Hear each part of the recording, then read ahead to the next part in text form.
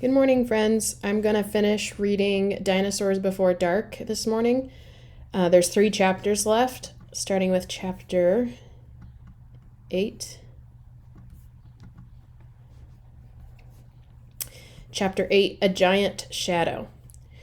Jack jumped behind the magnolia tree. His heart was beating so fast he could hardly think. He peeked out at the giant monster. The horrible-looking creature was opening and closing its huge jaws. Its teeth were as big as steak knives. Don't panic, thought Jack. Think. He peered down at the valley. Good. The duck-billed dinosaurs were sticking close to their nests. Jack looked back at the Tyrannosaurus. Good. The monster still didn't seem to know he was there. Don't panic. Think. Think. Maybe there's information in the book. Jack opened the dinosaur book. He found Tyrannosaurus Rex. He read, Tyrannosaurus Rex was one of the largest meat-eating land animals of all time. If it were alive today, it could eat a human in one bite. Great, thought Jack. The book was no help at all. Jack tried to think clearly. He couldn't hide on the other side of the hill. The Anosauruses might stampede. He couldn't run to the treehouse. The Tyrannosaurus might run faster. Maybe he should just wait for the monster to leave. Jack peeked around the tree. The Tyrannosaurus had wandered closer to the hill. Something caught Jack's eye. Annie was coming down the rope ladder. Is she nuts? What is she doing? Jack wondered. Jack watched Annie hop off the ladder. Annie hurried over to the pteranodon. She was talking to him. She was flapping her arms. She pointed at Jack, at the sky, at the treehouse. She is nuts, Jack thought. Go back up in the tree, Jack whispered. Go! Jack heard a roar. The Tyrannosaurus Rex was looking in his direction. Jack hit the ground. The Tyrannosaurus Rex was coming toward the hill. Jack felt the ground shaking. What should I do? Jack wondered. Should I run, crawl back into Dinosaur Valley, climb the magnolia tree? Suddenly, a giant shadow covered Jack. He looked up. The pteranodon was gliding overhead. The giant creature sailed toward the top of the hill. He was heading toward Jack. Chapter 9, The Amazing Ride. The pteranodon coasted down to the ground. He stared at Jack with his bright, alert eyes. What was Jack supposed to do? Climb on? But I'm too heavy, thought Jack. Jack looked at the Tyrannosaurus. It was starting up the hill. Its giant teeth were flashing in the sunlight. Okay, thought Jack. Don't think, just do it. Jack put his book in his pack. Then he climbed onto the pteranodon's back. He held on tightly. The creature moved forward. He spread his wings and lifted off the ground. Jack nearly fell off as they teetered this way and that. The pteranodon steadied himself and rose into the sky. Jack looked down. The Tyrannosaurus was staring up at him and chomping the air. The pteranodon glided away. He sailed over the hilltop and over the valley.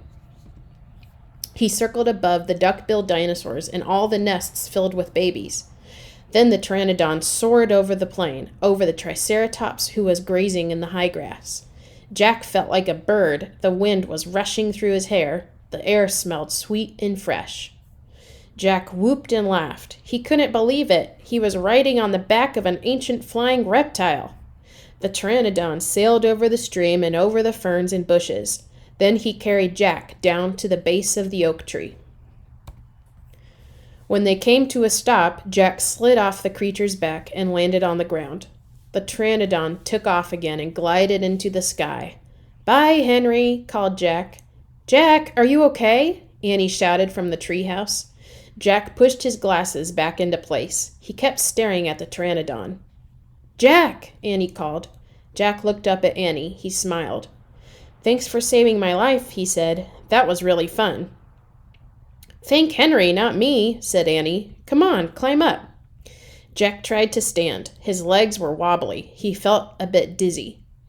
Hurry, shouted Annie. It's coming. Jack looked around. The Tyrannosaurus was heading straight toward him. Jack bolted to the ladder. He started climbing. Hurry, hurry, screamed Annie. Jack reached the top and scrambled into the treehouse.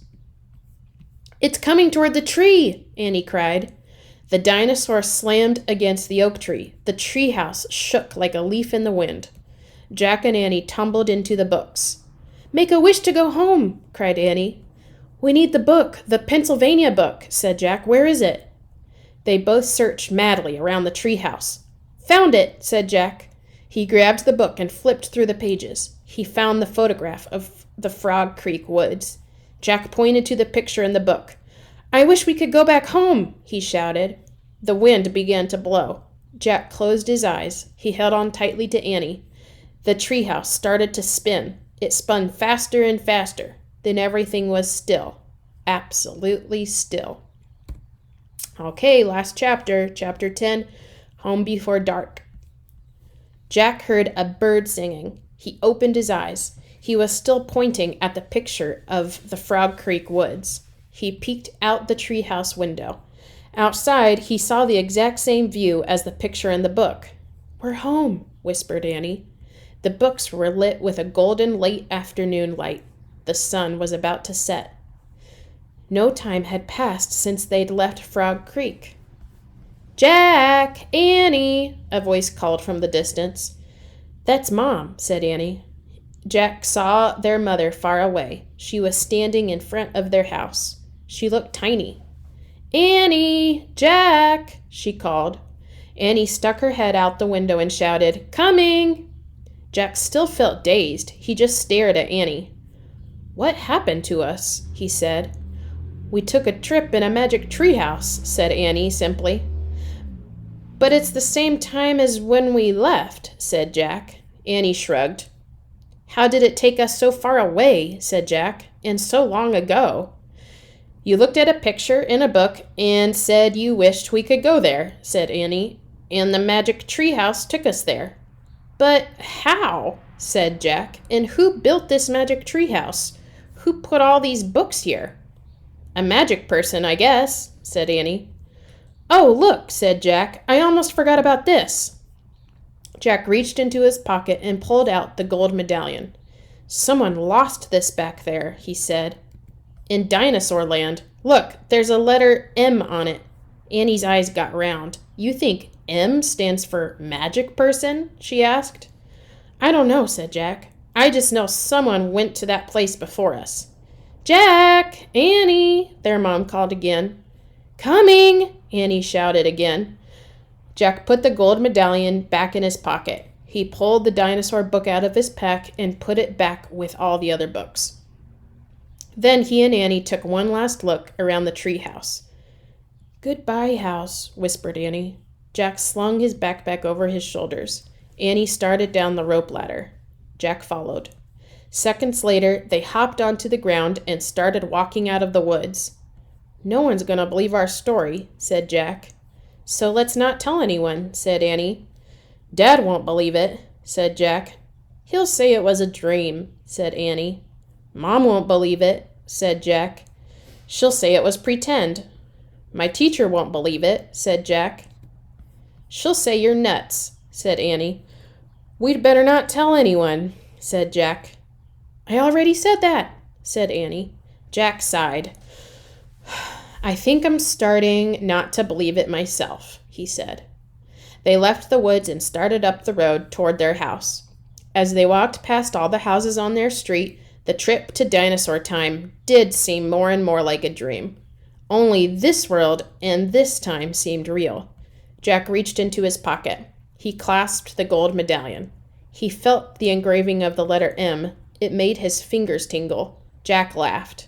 Suddenly, he felt very happy. He couldn't explain what had happened today, but he knew for sure that their trip in the magic treehouse had been real.